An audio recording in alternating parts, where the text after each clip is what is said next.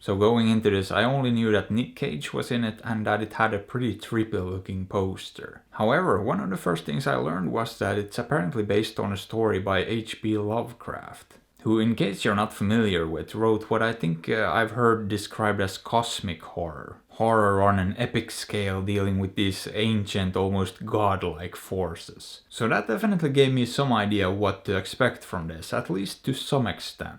And for those out there wondering what kind of movie this actually might be, I will say that, well, it does deliver on that sort of cosmic horror thing, and it does deliver on the weird as well. Because I'm not gonna lie, this is a strange movie where a lot of weird things happen. To the point that this is almost like an experiential film, where you're sort of asked to just enjoy the ride. And to go along with it and not question what's happening, because, well, you're most likely not gonna get a lot of satisfactory answers to your questions. It's just very open-ended, and I wouldn't say there's a very heavy emphasis on plot either. I mean, the story here centers around this family living in an old house in the middle of nowhere, and they're dealing with their own issues, going through some things. However, then suddenly some strange things start to happen and it basically goes from there, getting increasingly bizarre the further into it we get. And I would even describe it as unsettling and disturbing at times. Because this thing doesn't hold back and it gets a bit out there toward the end.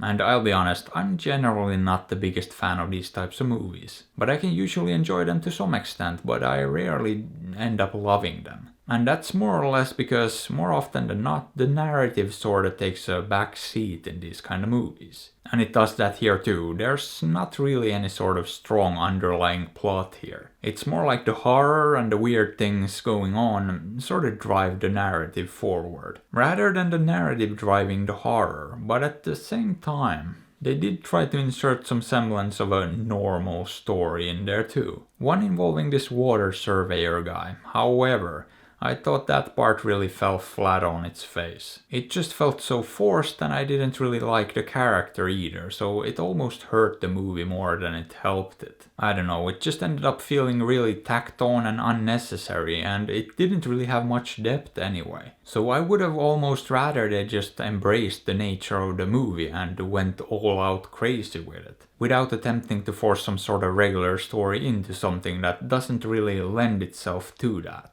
I mean, the story of the family struggling to deal with everything that's going on was really enough. There was really no need to try to jam anything more into it. And it just ended up hurting the movie in my opinion. What didn't hurt the movie though was the casting of Nick Cage as the dad. Because he made some interesting choices and went a little bit overboard at times. But I just found it to be hilarious and I loved it. I almost wish he let loose a little bit more even. Because the really great scenes were kinda sparse and I would have loved more of them. But when he delivered, and this is exactly why I'm a fan of the guy. I mean, I could see people not liking it because he does go all out. It stands out and you can't really ignore it, but yeah, I personally loved every second of it. And I wouldn't have it any other way, mainly because I know he's capable of more toned down and subtle performances. So when he does something like this, I know it's very much a conscious choice. But anyway, I thought this was definitely an interesting movie, but I didn't really love it as a whole. I mean, it's trippy, it's weird, it gets kinda out there, and I loved a lot of the visual effects. But as far as the main narrative goes, it's kinda meh.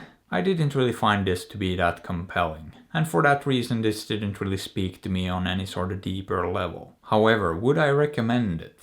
I mean, if you like strange movies, definitely. But if you don't, I'd say this is pretty safe to skip. Or, you can just make up your own mind. After all, I'm not your dad. But hey, what are your thoughts on this? Have you seen it? Did you like it? Let me know. And if you enjoyed the video, maybe give it a thumbs up or sub to the channel, because that would be fantastic. And if you'd like, you can also support me on Patreon or PayPal through the links in the description. And as always, I appreciate you and thanks for watching.